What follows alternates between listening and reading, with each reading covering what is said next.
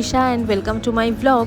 আজকে আমার টিল্লু প্রথমবার বাড়িতে যাবে, মানে আমার টিল্লু প্রথমবার পাপার বাড়িতে যাবে।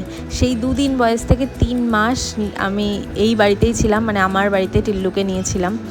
আজকে সবার মন ভীষণ খারাপ যেহেতু আমরা চলে আসবো। আমি কাউকে সান্ত্বনা কি দেবো, ট্রাস্ট মি, আমার মন আজকে এত খারাপ, আমি সারাদিন কেঁদেছি।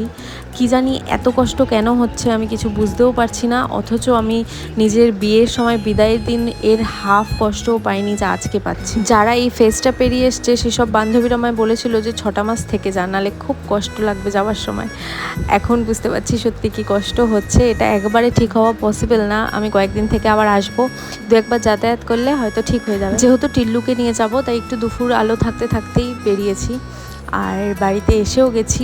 আর বাড়িতে আসার পর দেখি অভি কত সুন্দর একটা সারপ্রাইজ দিয়েছে। আমি জানতাম ও ঘরটাকে সুন্দর করে বেলুন দিয়ে সাজাবে, আমাকে আগেই বলেছিল, কিন্তু এরকম ফুল দিয়ে বেলুন দিয়ে এত সুন্দর করে সাজানো থাকবে আমি সেটা জানতাম না। এই পুরো জিনিসটা সারপ্রাইজই ছিল।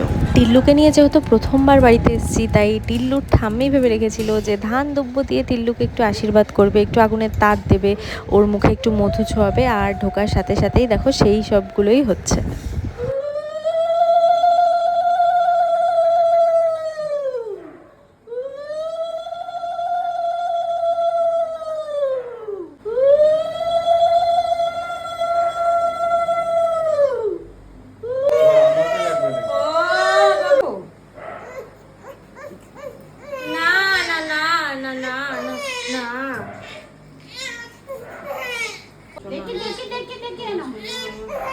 মিষ্টি মিষ্টি মধু খেয়ে আমার টিল্লুর কান্না একদম বন্ধ হয়ে গেছে। আর এখন টিল্লুকে নিয়ে এসেছি ঠাকুর ঘরে, আর আমার টিল্লু এসছে গপু দাদার সাথে দেখা করতে। আগে তো আমার টিল্লু ঠাকুর ঘর দেখবে, তারপর তো নিচের ঘর দেখবে আগে, তাই জন্য গপু দাদার আশীর্বাদ নিয়ে তারপর টিল্লুকে ঘরে নিয়ে যাব।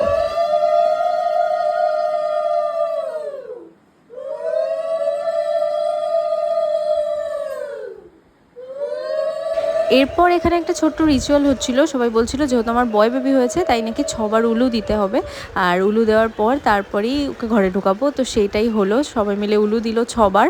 আর তারপর এই যে আমরা তো ঘরে ঢুকে পুরো সারপ্রাইজ দেখে এত সুন্দর লাগছে, ঘরটা এত সুন্দর করে সাজানো, চারিদিকে ফুল ছড়ানো। আমার টিল্লুটা তো কিছু বোঝে না, কিন্তু এত আলো চকচকে জিনিস দেখলেও খুব তাকিয়ে থাকে, তাই ওপরে এই যে রিবনগুলো ঝুলছিল, চারিদিকে আলো আলো, খুব ভালোভাবে সেটা দেখছিল। একে বলে এক্সাইটমেন্ট, উল্টো কুর্তি। এক্সাইটমেন্টে উল্টো কুর্তি পরে চলে এসেছে বাবা।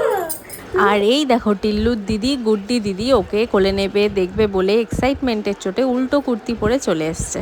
কি বলবো বলো, সেই নিয়ে একটু হাসাহাসি করলাম, আর কি বা বলি। আর টিল্লু যেহেতু প্রথমবার বাড়িতে এসছে তাই জন্য ওর কাকাই ওর জন্য এই রূপোর পায়ের মলগুলো বানিয়ে রেখেই ছিল, ও আসলে দেবে বলে। আর এর জন্য আসার পরই ওকে বের করে দিয়েছে, আর ওকে পায়ে পরিয়েও দিয়েছি। আমি যেদিনকে এসছিলাম এই বাড়িতে সেটা ছিল উল্টো রথের দিন, তাই জন্য নিচ থেকে উল্টো রথও যাচ্ছিলো, সেই শুনতে পেরে আমরা আবার নিচে এসেছি যে একটুখানি রথ টেনে যাই, রথের দড়ি ধরে যাই, তাই সেটাই করেছি। আর তারপর ওপরে গিয়ে আমি ড্রেস ফ্রেস চেঞ্জ করে নিয়েছি, আর সবাই মিলে অনেক আড্ডা দিয়েছি, গল্প করেছি। কেমন লাগলো এই ঘরটা সাজানো তোমরা কিন্তু আমাকে কমেন্ট করে অবশ্যই জানিও। সত্যিই খুব সুন্দর সাজিয়েছি সবই।